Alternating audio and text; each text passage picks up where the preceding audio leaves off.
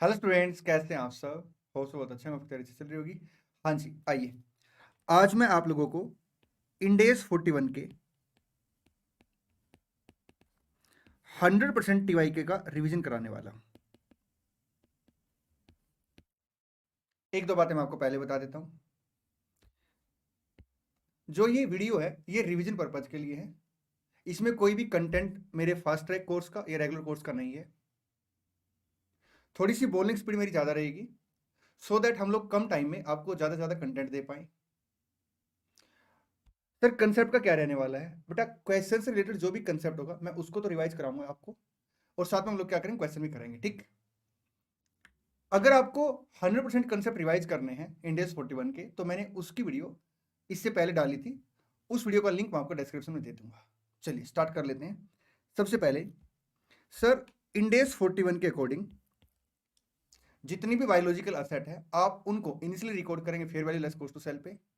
Subsequently record करेंगे साहब, मतलब सब्सिक्वेंटली सर आप उसे रिवैल्यू करेंगे at fair value less cost to sell पे। Sir there is no concept of depreciation, और जो भी आप बायोलॉजिकल असेट के ऊपर एक्सपेंडिचर इनकर करेंगे वो सब पीएनएल अकाउंट में चार्ज करेंगे। एक बात और, अगर बायोलॉजिकल असेट की sir fair value less cost to sell आप आइडेंटिफाई नहीं कर पा रहे, वो रिलायबल नहीं है, तो उस केस में सर फिर आप कॉस्ट कंसीडर करेंगे, और ये रेयरली पॉसिबल है। ठीक, चलिए। Entity A purchase cattle at an auction on 30 June X1। Sir उसने कैटल परचेज की है 30 जून X1 को। Purchase price at 30 June X1 1 lakh. अब देखिए सर, आपने क्या किया, 1 लाख तो अपनी जेब से परचेज प्राइस पे कर दिया। ठीक है, जो भी डिफरेंस होगा आपकी कॉस्ट में और आपका बायोलॉजिकल असेट की fair value less cost to sell में, वो डिफरेंस आप कहां लेके जाएंगे साहब? प्रॉफिट और लॉस ऑन रिवैल्यूएशन आएगा पी एंड एल अकाउंट के अंदर। कहां आएगा? पी एंड एल अकाउंट के अंदर। ठीक, cost of transporting the cattle back to the entity farm 1000। Okay, 1000 sir आपको ट्रांसपोर्ट कॉस्ट इनकर करनी है, तो आपने कितनी कॉस्ट इनकर कर दी sir? 1,01,000। Sale price at of the cattle at 31 March X2। Sir year end पे सेल प्राइस दे दिया। The company would have to incur similar transaction cost if it were to sell the cattle at auction. Okay, तो fair value कैसे निकलेगा साहब? Fair value आपका आज के दिन प्राइस 1 लाख है, मतलब हमें ये देखना होता साहब कि अल्टीमेट हमारी जेब में क्या आएगा, fair value less cost to sell. ठीक, तो एक तो आपको क्या करना पड़ेगा साहब, ट्रांसपोर्ट कॉस्ट इनकर करनी पड़ेगी, और आपको ऑक्शनल फी देनी पड़ेगी 2% ऑफ द सेल प्राइस। तो माइनस आएगा 2% और माइनस आएगा 1000, 97,000 आ गया। ठीक है, तो आप क्या करेंगे सर, इनिशियली किस पर रिकॉर्ड करेंगे सर? 97,000 पे। ठीक, अच्छा 2000 सर आपने क्या करना है, ऑक्शनर फी भी पे करनी है, तो आपने अल्टीमेट एक्सपेंडिचर कितना इनकट कर दिया? 1,03,000।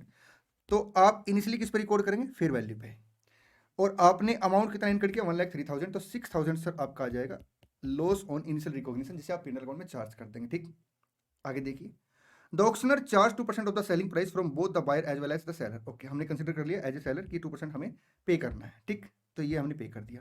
सर एक मिनट के लिए एक बात बताइए, अगर इस क्वेश्चन में ये बोल देता कि जो ऑक्शनर फी है वो सिर्फ सेलर को पे करनी, बीइंग ए बायर हमें पे नहीं करनी, अगर ऐसा बोल देता, फिर मैं उस केस में क्या करता, सिर्फ 1,01,000 कॉस्ट कंसिडर करता, लेकिन फेयर वैल्यू मेरी 97,000 ही आती, तो 4,000 का लॉस आ जाता। ठीक, calculate the amount at which the cattle is to be recognised in the books on initial recognition and at year end. Year end पे देखिए सर उसकी वैल्यू कितनी निकल के आएगी?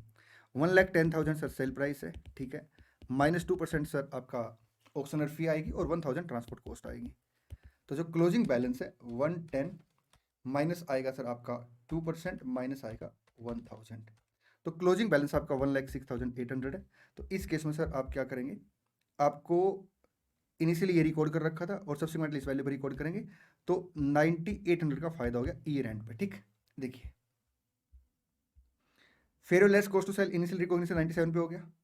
आउटफ्लो सर आपका 1,03,000 है, तो 6,000 का आप क्या करेंगे, लॉस इनिशियल रिकॉग्निशन में बुक कर लेंगे। ठीक है, उसके बाद ईयर एंड पे सर आपने क्या करना है, उसे fair less cost to sell पे रिवैल्यू करना है, और जो भी डिफरेंस है दोनों का वो पी अकाउंट के अंदर आ जाएगा। हालांकि स्टडीमेट ने क्या कर रखा, लास्ट का प्रॉफिट और लॉस निकाल के दे रखा, तो आप क्या बोलेंगे सर, ये बोल देंगे, एक लाइन लिख लेंगे यहाँ पे, at year end, at year end, cattle measured at fair value less cost to sell by rupees 1,06,800 and profit on revaluation of rupees 9800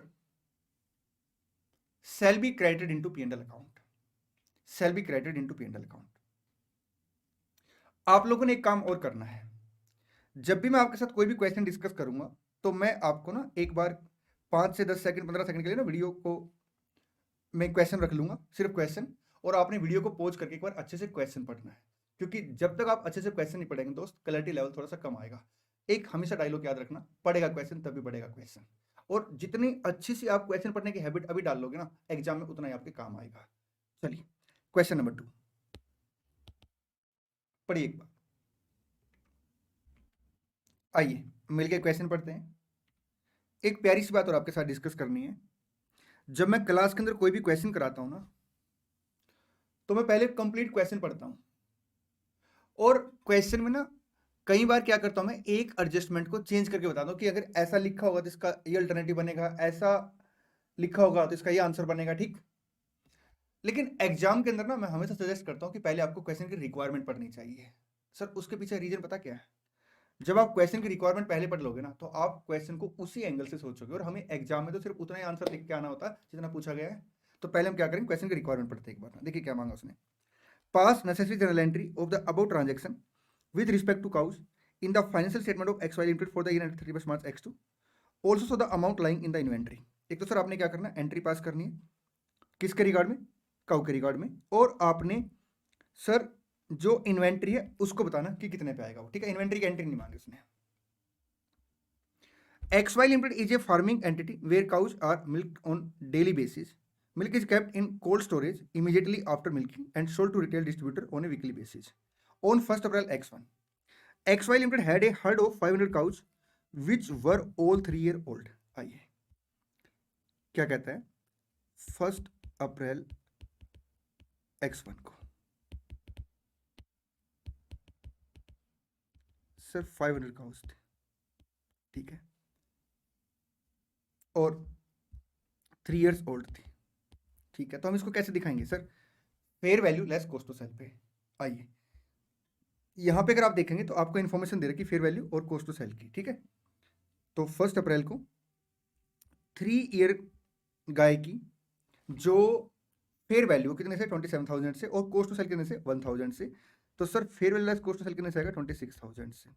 तो हम यहाँ पे क्या करेंगे साहब, अगर कैरिंग अमाउंट की बात करूँ मैं, तो fair value less cost to sell पे इसे वैल्यू करेंगे तो ये अमाउंट आएगा आपका 500 इंटू 26,000, 1,30,00,000।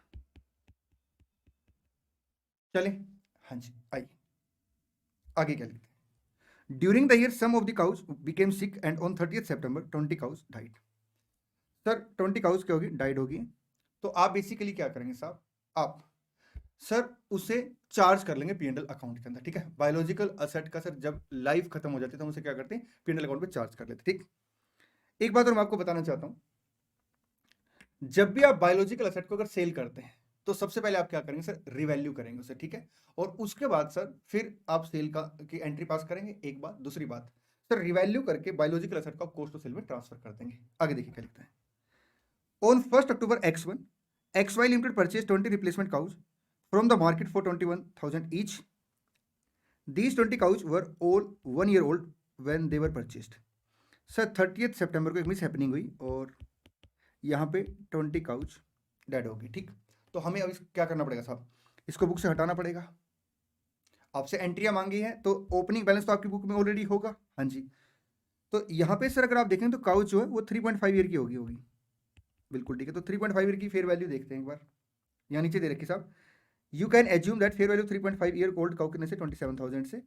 और सर 1 अक्टूबर को आपका जो कॉस्ट टू सेल है 1,000 है, तो 26,000 सेम कैरिंग अमाउंट आ गया, मतलब कैरिंग अमाउंट भी वही है और फेयर वैल्यू वही है। तो हम यहाँ पे एंट्री क्या करेंगे साहब, हम एंट्री करेंगे लॉस, ब्रैकेट में लिख देंगे पीएनएल अकाउंट डेबिट, ठीक, टू बायोलॉजिकल असेट। कितने से आएगा साहब, 20 इंटू 26,000, 20 इंटू 26,000, 520। तो आपका 520 से एंट्री आ जाएगी। ये देखिए लॉस टू बायोलॉजिकल असेट। अब हम यहाँ पे क्या करेंगे, उसने वर्किंग आउट रेफर करने के लिए बोला है। ये देखिए 3.5 साल की होगी तो रिवैल्यू किया आपने पहले, ठीक है। हाँ आपको मैं बता देता हूँ, यहाँ पे अगर रिवैल्यू डिफरेंस आ रहा तो पहले आप रिवैल्यू करते, फिर सर उसको बुक से हटाते। एक बात और यहाँ पे डिस्कस कर लेते हैं। अब अपने पास सर जो काऊ है वो कितने की बच गई है सर? 480 बच गई है और 1,30,00,000, क्योंकि ईयर एंड नहीं आया कि हम उसे रिवैल्यू करें। 1,24,80,000, 1,24,80,000। ठीक जी सर, आगे बढ़ते हैं। देखिए 1 अक्टूबर को उसने क्या किया है सर? 20 काऊ परचेज की है। अब यहाँ पे जो 20 काऊ है सर, उनकी जो लाइफ है वो 1 ईयर है। तो 1 अक्टूबर को 1 ईयर की फेयर वैल्यू 21,000 है। 1,000 सर आपकी कॉस्ट टू सेल है। तो 20,000 के हिसाब से आप उसे रिकॉर्ड करेंगे, आप एंट्री करेंगे साहब biological asset account debit 20,000 into 20, ठीक है जी। टू बैंक अकाउंट सर कितने पैसे पे किए उसने? 21,000। तो सर 20,000 का आपका लॉस आ जाएगा P&L अकाउंट के अंदर। यहाँ देखिए ये लॉस आ गया, ठीक। अब आप एक काम करेंगे, यहाँ पे बुक्स को अपडेट करेंगे तो 480 काउज आपके पास सर हैं जो 3.5 ईयर ओल्ड है यहाँ पे, और 20 सर आपने नई काउज ले ली हैं जिसका एक की fair value less cost to sell sir आपके 20,000 है। तो 4 लाख से आपने उनको रिकॉर्ड कर लिया, ठीक। चलिए आगे बढ़े। हाँ जी सर, आगे देखिए क्वेश्चन क्या लिखता है। On 31 March X2 XY Limited had 1,000 litre of milk in cold storage which had not been sold to retail distributor, ठीक है। 1,000 आपके पास मिल्क है, मार्केट प्राइस सर इसका आपका 20 पर लीटर है। When the selling the milk to the distributor XY Limited incurred selling cost 1 per litre. तो sir आपका fair value less cost to sell कितने से आ गया? 19 से आ गया, तो 19,000 वैल्यू आ गई, ठीक। These amount did not change during March X2 and are not expected to change April में सर इसके अंदर कोई चेंज नहीं आने वाला, ठीक। Information relating to the fair value and less and cost to sell is given below, ठीक है। अब सर यहाँ पे देखिए आपसे सर इन्वेंट्री की एंट्री नहीं मांगी, सिर्फ अमाउंट मांगा है। तो 19,000 पे आप क्या करेंगे? इन्वेंट्री को दिखा देंगे, ठीक है सर, क्योंकि आपका काम मिल्क बेचना, तो मिल्क आपके लिए क्या बन गया? इन्वेंट्री बन गई। आगे देखिए यहां पे वो लिखता था कि 31 मार्च को ये फेयर वैल्यू दे रखी है और कॉस्ट टू सेल 1100 है। अब अगर आप देखेंगे तो मेरे पास ना दो बायोलॉजिकल असेट है, एक 480 काऊ है सर जो अब 4 साल की हो चुकी है, और सर 20 काउज है जो 1.5 ईयर की हो चुकी है। क्योंकि मैंने 1 ईयर की उनको 1 अक्टूबर को लिया था, तो हम क्या करेंगे? रिवैल्यू करेंगे अपना 4 ईयर्स। 26,500 माइनस 1100, 26,500 माइनस 1100, 25,400 आ गया। Fair value less cost to sell, बिल्कुल ठीक है सर। अब इसको किससे मल्टीप्लाई कर देंगे? 480 काउज से इंटू 480, ये अमाउंट आ गया 1,21,92,000, 1,21,92,000। तो यहाँ पे आपका सर लॉस हो गया कितने से? 2,88,000 से। तो आप यहाँ पे एंट्री क्या करेंगे? आप एंट्री पास करेंगे साहब P&L account debit to biological asset means loss on revaluation account debit to biological asset 288 से, 288 से, ठीक है। और जो 20 काउज थी सर आपकी वो 1.5 ईयर की होगी, जिनकी फेयर वैल्यू 23,500 है और आपका 1100 कॉस्ट टू सेल है। तो fair value less cost to sell कितने से आ गया सर? ये आ गया आपका 22,400 से, बिल्कुल ठीक है सर। और 20 काऊ है, हाँ जी। आपका जो कैरिंग अमाउंट वो 20,000 के हिसाब से है, माइनस 4 लाख, तो 48,000 का आपको रिवैल्यूएशन गेन हो गया, ठीक। तो आप एंट्री करेंगे sir biological asset account debit to gain on revaluation remeasurement, ठीक। चलिए क्वेश्चन खत्म। हाँ जी सर, क्वेश्चन 3 पढ़ेंगे।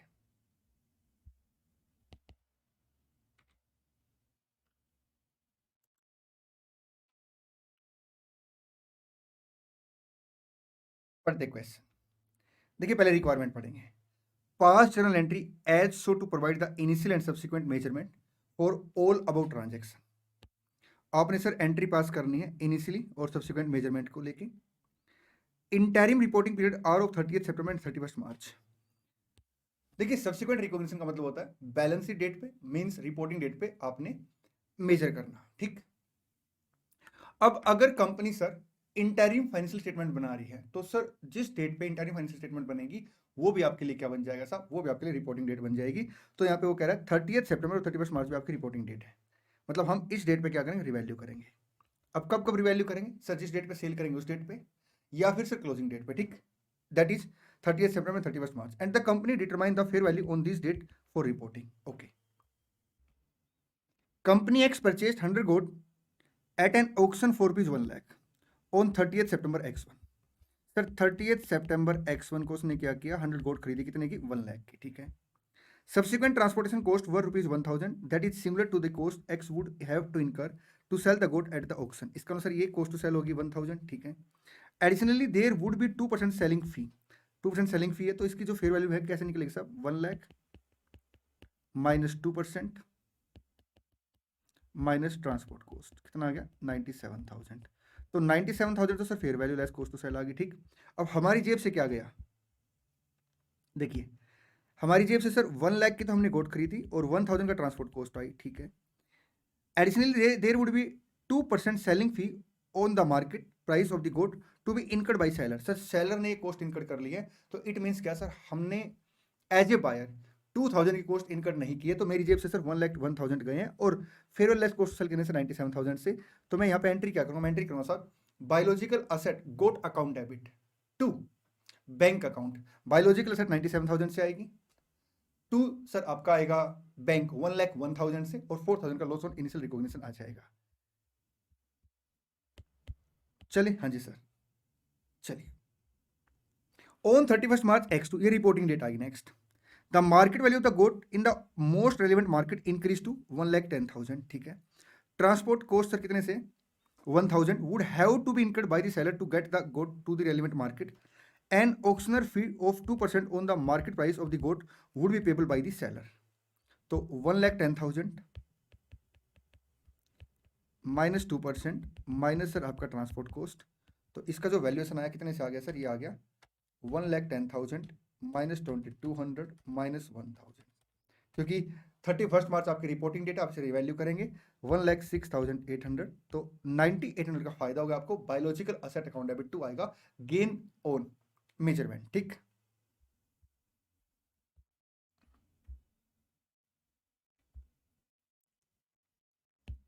ये गेन ऑन मेजरमेंट लिखो बेटा, सेल नहीं है, अभी सेल थोड़ा की है,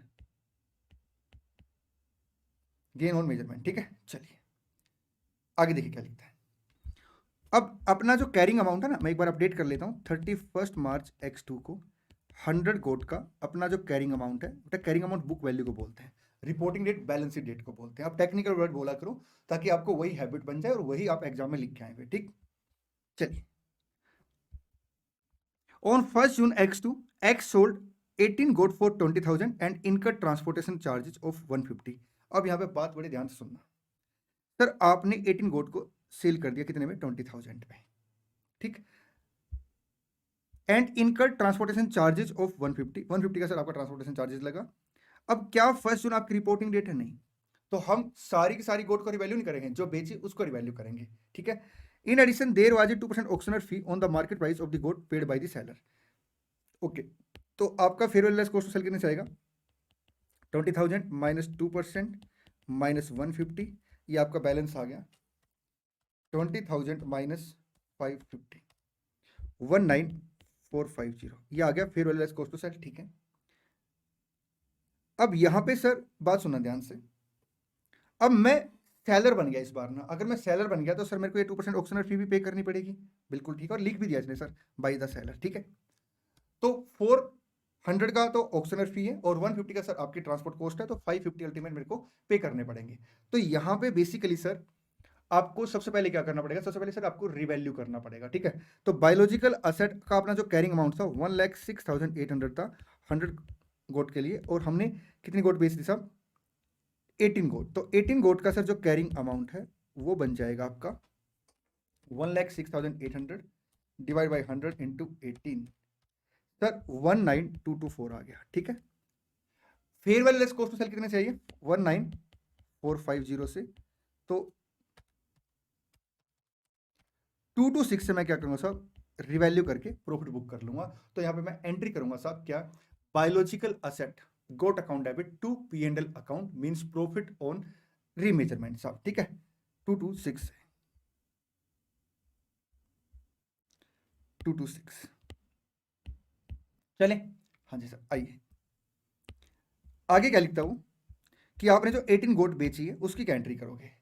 देखिए हम एंट्री करेंगे साहब, bank account debit to sell 20,000 से, सेलिंग एक्सपेंडिचर टू बैंक 450 से। इंस्टीट्यूट ने सर यहाँ पे 550 से, दोबारा बोलता हूँ, bank account debit to sell 20,000 से, क्योंकि आपकी जेब में पहले 20,000 आई है, फिर आपने 550 का खर्चा किया, सेलिंग एक्सपेंडिचर टू बैंक, ठीक। लेकिन हमारा इंस्टीट्यूट सर यहाँ पे क्या करता है, वो यहाँ पे नेट एंट्री पास कर देता है साहब, ठीक है। आप अल्टरनेटिव एंट्री साहब चाहो तो 2 एंट्री पास कर सकते हैं। एक बात और मैं बता देता हूँ, आपने अपनी गोट को क्या कर लिया, रिवैल्यू कर लिया 18 गोट को, तो अब आप 19450 को क्या करेंगे साहब, कॉस्ट ऑफ सेल में ट्रांसफर कर देंगे, ठीक है। तो यहाँ पे एक तो एंट्री क्या बनेगी आपकी, कॉस्ट ऑफ सेल में बायोलॉजिकल असेट ट्रांसफर कर दिया आपने सर, ये रिवैल्यू कर दिया, और ये इन्होंने क्या किया, सेल की नेट एंट्री पास कर दी, ठीक। चलिए अब आज के दिन सर अपने पास क्या स्टेटस है, अपने पास सर 82 गोट बच गई हैं, ठीक है। तो 82 गोट की सर अगर मैं कैरिंग अमाउंट की बात करूं, क्योंकि उसमें रिवैल्यू थोड़ा करूंगा, क्योंकि रिपोर्टिंग डेट थोड़ा ही है, तो कितने से आएगी साहब, 1,06,800 इंटू 82 डिवाइड बाई 100, 87,576, ये सर अपना कैरिंग अमाउंट आ गया, ठीक है, रिमेनिंग गोट का। आप इसको ऐसे भी निकाल सकते हैं, 1,06,800 की सर आपका कैरिंग अमाउंट था, जिसमें से इतने कैरिंग अमाउंट की गोट चली गई, तो आपका सेम बैलेंस आ जाएगा। आगे देखिए क्वेश्चन क्या लिखता है, ऑन 15 सितंबर, ध्यान देना 15 सितंबर रिपोर्टिंग डेट नहीं है, ठीक है। The fair value of the remaining goat was ₹82,820। हमें सर इस फेयर वैल्यू को प्राइमा फेसी कंसीडर नहीं करना, क्यों नहीं कंसीडर करना, क्योंकि रिपोर्टिंग डेट नहीं है। हाँ, अगर गोट को हम लोग स्लोटर करते हैं या सर उसको सेल करते हैं, तो इन दैट केस हमें क्या करना पड़ेगा सर, उतने अमाउंट का या उतनी गोट का साहब, जितनी गोट को हम स्लोटर करते हैं या सेल करते हैं, उससे पहले रिवैल्यू करना पड़ेगा। एक बड़ी प्यारी सी बात और यहाँ पे डिस्कस करने वाली है, प्लीज यहाँ पे ध्यान देना, सिर्फ फेयर वैल्यू वर्ड लिखा हुआ है, क्या यूज है इसका, बात करेंगे बिना। 42 goats were slaughtered on that day with a total slaughter cost of ₹4,200। यहां पे सर अगर आप देखेंगे ना, तो 42 जो गोट है जिसको आपने स्लोटर किया, तो पहले आपको उसको रिवैल्यू करना चाहिए, लेकिन रिवैल्यू पता कैसे करते हैं, fair value less cost to sell पे। अब यहां पे सर आपको सिर्फ फेयर वैल्यू दे रखी, fair value less cost to sell नहीं दे रखी, इसलिए इंस्टीट्यूट ने भी इस अमाउंट को इग्नोर कर रखा है, ठीक। सर फिर से बोलना, देखिए हमारे पास 82 गोट है टोटल, हाँ जी, जिसका कैरिंग अमाउंट ये है जी सर। अब 42 गोट को हमने क्या किया, स्लोटर के लिए भेज दिया साहब, ठीक है। तो अब 42 गोट को हम क्या करेंगे साहब, इन्वेंट्री में कन्वर्ट करेंगे, ठीक, लेकिन किस पे, fair value less cost to sell पे। लेकिन यहां पे सर अगर आप देखें तो फेयर वैल्यू तो दे रखी क्वेश्चन है, लेकिन fair value less cost to sell नहीं दे रखी, इसलिए सर इस अमाउंट की रेलिवेंसी यहाँ पे खत्म होगी। तो हम लोग सर क्या करेंगे, जो डी रिकॉग्निशन करेंगे बायोलॉजिकल असेट का, फिर वो कैरिंग अमाउंट पे कर लेंगे with total slaughter cost of 4,200। तो आपने स्लोटर कॉस्ट 4,200 और इनकर किया, तो टू बैंक आ जाएगा कितने से, 4,200 से, ठीक है। मैं यहाँ पे लिख देता हूँ,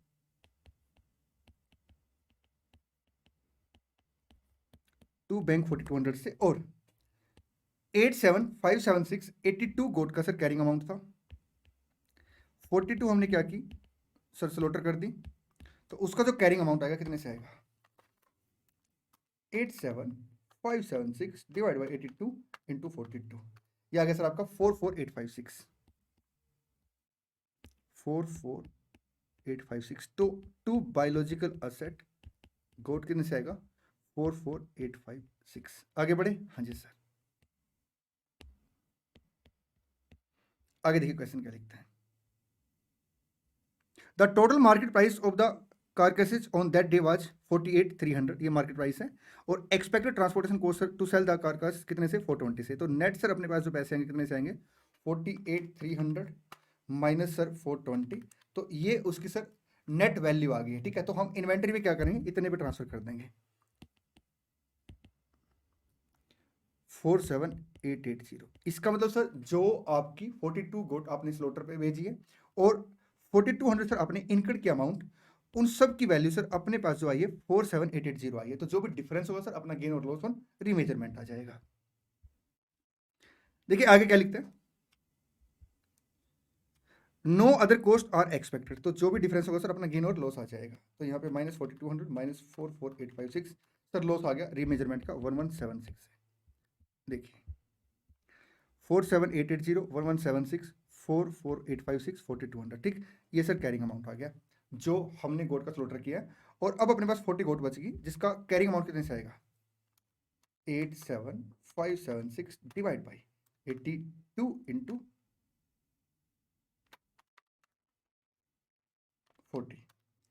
42720 आ गया। Carrying amount of the remaining 20 goats, ठीक, लिख दूं जी sir, carrying amount of remaining 20 goats, ठीक। On 30th September, the market price of the remaining 40 goat was 44,800. Expected transportation cost कितने से सर? 400 से। तो fair value less cost to sell कितने से है? 44,800 माइनस 400 ट्रांसपोर्टेशन कॉस्ट है, ठीक है, ट्रांसपोर्टेशन कॉस्ट 400 है। Also there would be 2% auctioneer fee on the market price of the goat payable by the seller. तो 2% सर आपका सेलिंग एक्सपेंडिचर एक तरीके से 896। तो जो फेयर वैल्यू आई वो कितने से आई है? 43,504। और कैरिंग अमाउंट कितने से है? ये कैरिंग अमाउंट है सर आपका 42720। तो आपको गेन हो गया 784 का। हम एंट्री क्या करेंगे? Biological asset goat account debit to gain on remeasurement कितने से? 784। ये लो जी, चलें। हाँ जी सर, क्वेश्चन खत्म। क्वेश्चन नंबर 4 देखेंगे जल्दी से।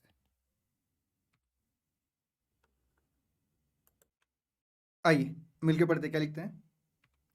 On 1 November X1, C Agro Limited purchased 100 goats of special breed from a market for rupees 10 lakh with a transaction cost of 2%. तो अगर कोई अलग से सेलिंग एक्सपेंडिचर नहीं हुआ तो fair value less cost to sell कितने से आएगा? 980 से आ जाएगा। यहाँ लिख लेता हूँ, ठीक है जी sir. Goat's fair value decrease from 10 lakh to 9 lakh on 31 March X2। Okay, year end में सर उसकी फेयर वैल्यू गिर गई, 9 लाख रह गई है। तो 9 लाख माइनस 2% आपका 882 आ जाएगा। Determine the fair value on the date of purchase. Okay, purchase पे सर ये है। And as on the financial year ended 31 March, ये है sir. Under both the cases which is the transaction cost are borne by seller. Sir irrespective of seller transaction cost bear करेगा या फिर buyer bear करेगा साहब, fair value less cost to sell तो इतनी ही आएगी, ठीक है। And the transaction cost are incurred by the seller and purchaser both, तो सर फेयर वैल्यू सेम आएगी, ठीक। चलिए, also pass journal entry under both the situation on both date. अच्छा, आपसे साथ में एंट्री मांग ली। देखिए, अगर सेलर ने सर बोन की है क्या ट्रांजैक्शन कॉस्ट, तो हमने एज ए बायर अपनी जेब से कुछ भी पे नहीं किया होगा। हम एंट्री क्या करेंगे sir? Biological asset goat account debit fair value less cost to sell कितने से? 980 से टू बैंक अकाउंट सिर्फ 10 लाख आएगा, क्योंकि 20,000 सर जो है वो सेलर ने इनकर्ड किए, मैं एज ए बायर उस खर्चे को इनकर्ड नहीं कर रहा, ठीक। लेकिन अगर मैंने इनकर्ड किया साहब, तो उस केस में सर क्या आएगा? टू बैंक अकाउंट 1020 से आएगा, 40,000 का लॉस आ जाएगा। मैं दोबारा रिपीट कर देता हूँ, दोनों केस में 980 सर आएगी वैल्यू, ठीक है। Fair value less cost to sell, अगर सेलर ने ही ट्रांजेक्शन कॉस्ट इनकर्ड की है, बोन की है, तो मैं एंट्री करूंगा साहब biological asset goat account debit 980 से टू बैंक अकाउंट 10 लाख से, लॉस ऑन रीमेजरमेंट 20,000 से, ठीक है। अगर एज ए बायर मैंने transaction cost transport cost incurred की है, तो मैं एंट्री करूंगा biological asset account debit at fair value less cost to sell that is 980 to bank account 1020, 40,000 का सर लॉस आ जाएगा, ठीक। चलिए, ईयर एंड पे सर मैं क्या करूंगा? यहां पे अगर आप देखेंगे तो 980 माइनस 882, 98,000 का लॉस हो गया। तो मैं एंट्री करूंगा साहब loss on remeasurement of biological asset account debit to biological asset. चलिए, ये देखिए 980 980 दोनों केस में, यहाँ 10 लाख, यहाँ 1020, 40,000 का लॉस, 20,000 का लॉस, और ईयर एंड पे सर 98,000 का लॉस, ठीक जी सर। आइए नेक्स्ट क्वेश्चन सर आपका थ्योरी का क्वेश्चन है और बहुत ही प्यारा क्वेश्चन है, एग्जाम के लिए मोस्ट इंपॉर्टेंट क्वेश्चन में से है। Analyse whether the following activity fall within the scope of Ind AS 41 with proper reasoning. देखिए, मैं आपको एक बात बता देता हूँ, इंड AS 41 बायोलॉजिकल एसेट को कवर करता है। इंड AS 41 मैंने इसके ऊपर एक ना शॉर्ट वीडियो डाल रखी है, उसको भी आप रेफर कर लेना, ठीक है सर। बायोलॉजिकल एसेट को कवर करता है, government grant in relation to agriculture activity को कवर करता है, और sir agriculture produce at the point of harvest उसको कवर करता है। लेकिन ये सब सर एग्रीकल्चर एक्टिविटी से रिलेटेड होना चाहिए।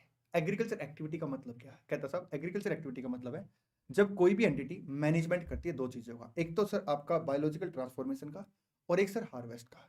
किस पर्पज के लिए साहब? सेल पर्पज के लिए, या सर आपका कन्वर्टेड इनटू एग्रीकल्चर प्रोड्यूस के लिए, या सर अनदर बायोलॉजिकल एसेट को प्रोड्यूस करने के लिए, ठीक। बायोलॉजिकल ट्रांसफॉर्मेशन का मतलब क्या है सर? बायोलॉजिकल ट्रांसफॉर्मेशन का मतलब साहब, आप ना एक ऐसा प्रोसेस फॉलो करते हो जिसमें क्वालिटेटिव या क्वांटिटी चेंज करेंगे, ठीक है? किसमें? ग्रोथ में, डिजनरेशन, आपका प्रोडक्शन और प्रोक्रिएशन, ठीक? हार्वेस्ट का मतलब क्या होता है साहब? सर, एग्रीकल्चर प्रोड्यूस को मतलब प्लग करना साहब, हटाना। आप कह सकते हैं साहब एक तरीके से डिटैचमेंट करना, ठीक है? या फिर सर आपका बायोलॉजिकल इफेक्ट की लाइफ को खत्म करना, स्लॉटर करना, ठीक? चलिए, तो हम एग्रीकल्चर एक्टिविटी को आइडेंटिफाई करने के लिए दो चीजें देखेंगे, एक बायोलॉजिकल ट्रांसफॉर्मेशन और दूसरा सर आपका हार्वेस्ट। दोनों का मैनेजमेंट आपके पास होना चाहिए, ठीक? आइए, analyse whether the following activity fall within the scope of index 41 with proper reasoning. Managing animal related recreational activity like जू। सर यहाँ पे आप कोई हार्वेस्ट नहीं करते, इसलिए सर ये एग्रीकल्चर एक्टिविटी नहीं है। Fishing in the ocean, sir यहाँ पे हार्वेस्ट करते हैं, आप कोई भी मैनेजमेंट नहीं करते बायोलॉजिकल ट्रांसफॉर्मेशन का, इसलिए सर ये एग्रीकल्चर एक्टिविटी नहीं है। फिश फार्मिंग, सर ये एग्रीकल्चर एक्टिविटी, क्योंकि आप यहाँ पे सर बायोलॉजिकल ट्रांसफॉर्मेशन का एज वेल एज हार्वेस्ट दोनों का मैनेजमेंट करते हैं। Yes. Development of living organism such as cell, bacteria and viruses. Sir यहाँ पे हमें देखना पड़ेगा कि आपका अल्टीमेट ऑब्जेक्टिव क्या है। अगर आप रिसर्च पर्पज के लिए सर डेवलपमेंट कर रहे हैं तो फिर उस केस में सर ये एग्रीकल्चर एक्टिविटी नहीं है, और अगर आप सर डेयरी प्रोडक्ट वगैरह के लिए सर आप डेवलपमेंट कर रहे हैं तो उस केस में फिर ये एग्रीकल्चर एक्टिविटी, ठीक? Growing of plant to be used in the production of drugs, sir agriculture activity है। Purchase of 25 dog for security purpose, sir यहाँ पे अगर आप देखेंगे तो सर आप यहाँ पे कोई भी मैनेजमेंट नहीं कर रहे, कोई हार्वेस्ट नहीं कर रहे, तो आपका एग्रीकल्चर एक्टिविटी नहीं है, ठीक? चलिए मेरे प्यारे प्यारे दोस्तों, अब आपने क्या करना है, जो भी इंडेस 41 से रिलेटेड और इलस्ट्रेशन वगैरह है, आरटीपी एमटीपी के क्वेश्चन है, वो सारे के सारे करने और अच्छे से प्रैक्टिस करनी है। अपना ध्यान रखें, मिलते हैं नेक्स्ट वीडियो में। Thank you so much, all the best.